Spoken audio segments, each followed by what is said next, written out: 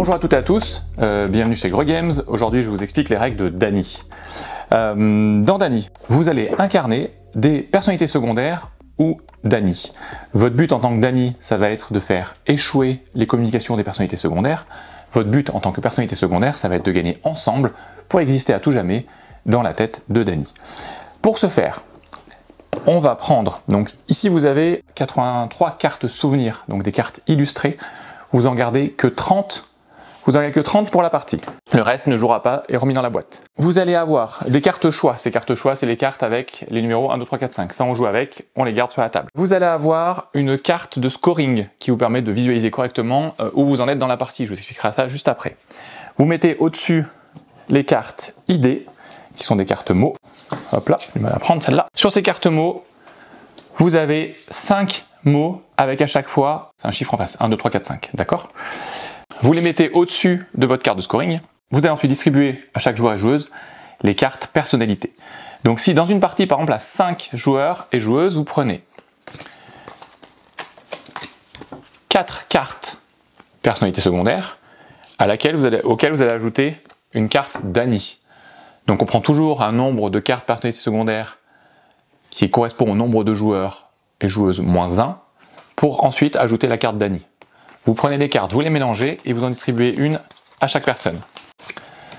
Hop, hop, hop, hop. Chaque personne prend connaissance de son rôle. Les autres cartes sont sorties de la partie, remises dans la boîte. Et maintenant, la partie peut commencer. Donc le but du jeu, c'est de garder son identité secrète et de ne pas se faire trouver, surtout pour Dany. À chaque tour, la personne qui va commencer la partie va être la personne active. La personne à sa droite va être la personne décisionnaire. Je vous expliquerai le sens de ces mots juste après. Donc en tant que personnalité active, en tant que personne active, je vais retourner une carte idée face visible. Sur cette carte, je vais lire tout haut les 5 premiers mots. Renouveau, genre, oubli, prière, compte. Je mets ça sur la pioche, face visible. Je vais tirer une carte choix au hasard. Donc je remélange mes cartes choix, j'en tire une au hasard. Ok, donc ça me donne le mot à faire deviner parmi ces 5. Les autres ne le savent pas, il n'y a que moi qui suis au courant du mot que je dois faire deviner, bien sûr. En tant que personne active, je vais piocher 7 cartes, 5, 6, 7, 7 cartes souvenirs, qui sont des cartes illustrées, d'accord ? Je vais regarder celles que je veux utiliser. Je peux utiliser entre 0 et 7 cartes. Je ne suis pas obligé d'utiliser la totalité des cartes, et je ne suis pas obligé d'en utiliser une en fait, je peux faire ce que je veux. Quand j'utilise ces cartes, je peux les mettre face visible, face cachée, je peux cacher certaines parties, donc pour vous montrer, je pourrais très bien mettre les cartes comme ça, cacher certaines parties des cartes, m'en servir, faire des flèches, soit avec le dos, parce qu'il y a un petit cadre dessiné, soit en faisant par exemple comme ça.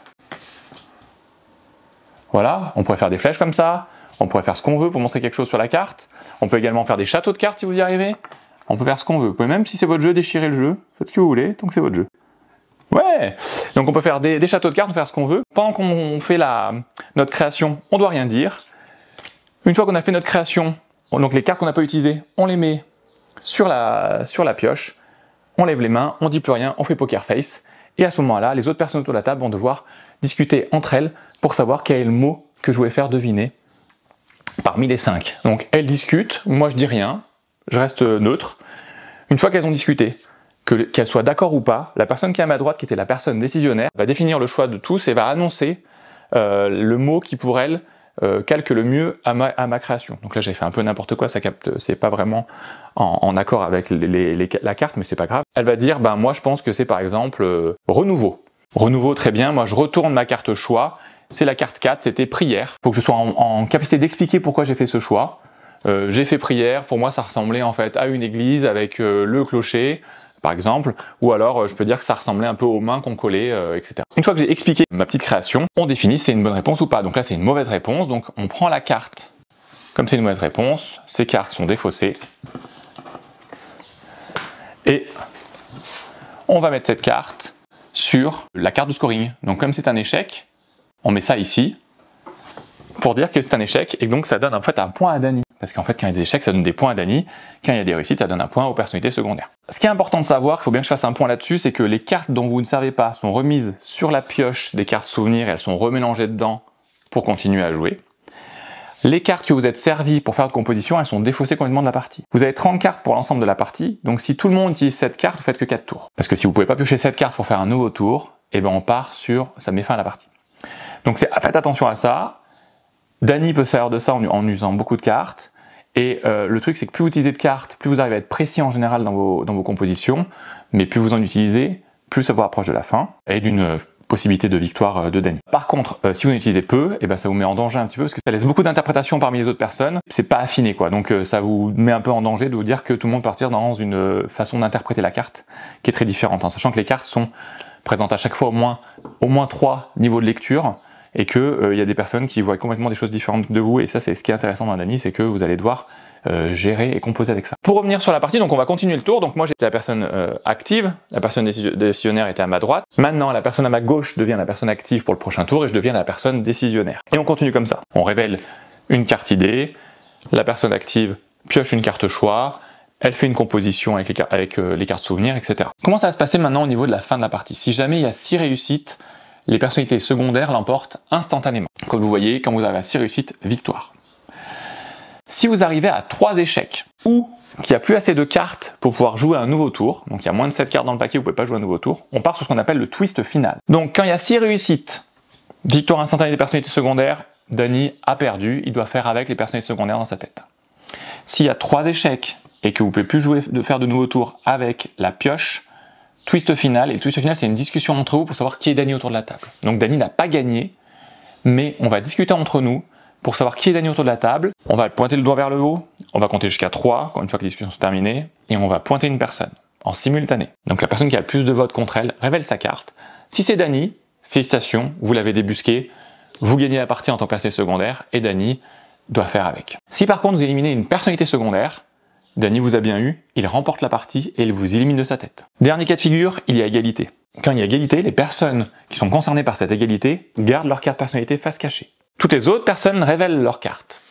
Ainsi, si Dany est dans les cartes des personnes qui n'ont pas été visées par cette égalité, il remporte la partie parce qu'il vous a bien eu encore une fois et vous êtes disputé pour 2 personnalités secondaires. Si par contre, quand on révèle toutes les cartes, il n'y a pas Dany parmi les cartes révélées, ça veut dire que Dany est bien dans les personnalités pour lesquelles vous avez voté. Et là maintenant vous faites un nouveau tour de vote entre les personnes qui étaient à égalité pour savoir qui est Dany entre elles.